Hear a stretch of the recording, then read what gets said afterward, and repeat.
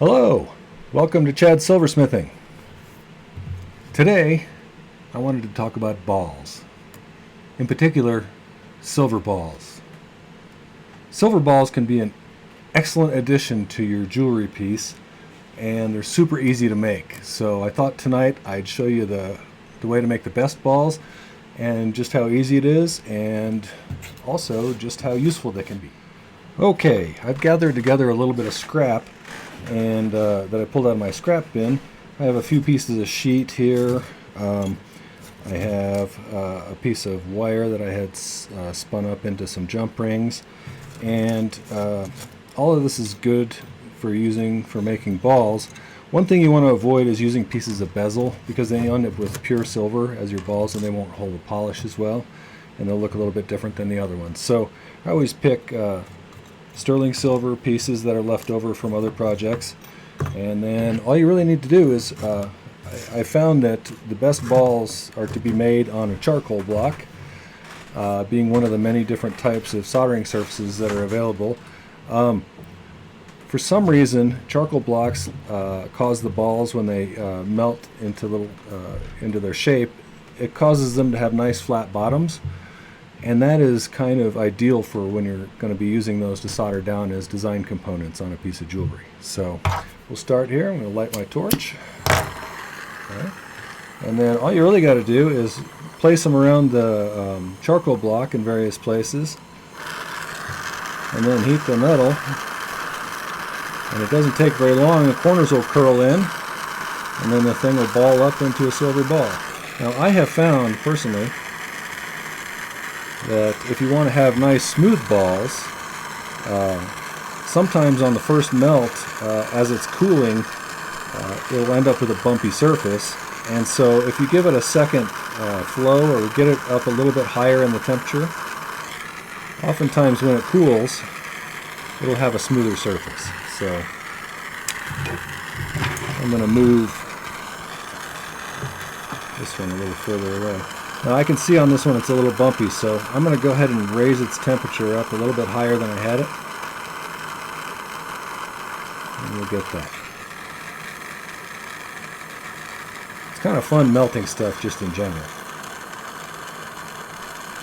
The good thing about making these balls is if they don't turn out the way you want, it's super easy just to remelt them, and then you can give it another go. So this one looks like it turned out pretty good this time.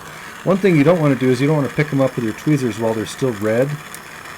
If you do that, you'll have a tendency to squish them. Okay? So I'll melt a couple more here just for fun. Okay.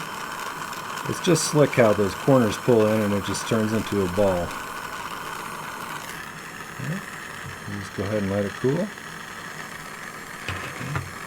You usually end up black like this, but once you flux them and go to solder them down, they'll be just fine. If you want to have consistent size balls, just use scrap wire and cut equal size lengths of pieces, and you'll end up with exactly the same size balls.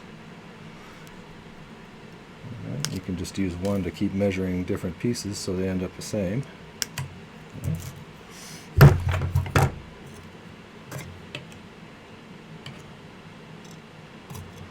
Do those guys real quick.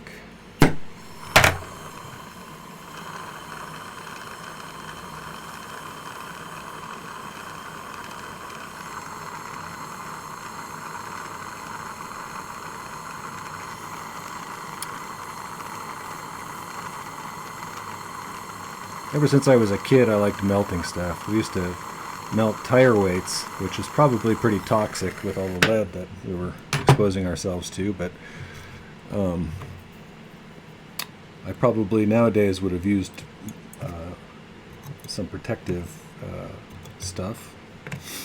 Okay, so the other thing you can do if you want to make balls that taper down, say you want a sequence of balls that gradually get smaller, start out with a smallish one, and then I'm going to double the length of the next one about,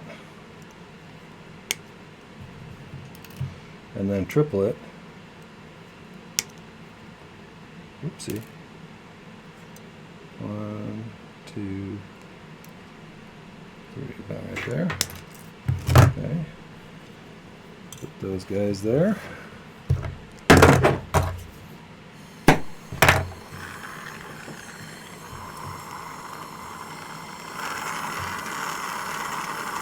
This one will make a pretty decent sized ball.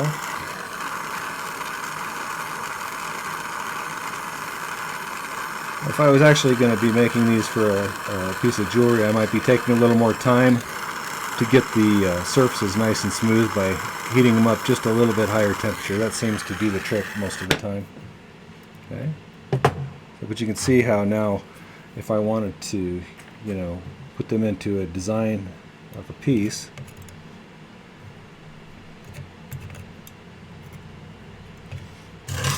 and you get kind of a nice gradually tapering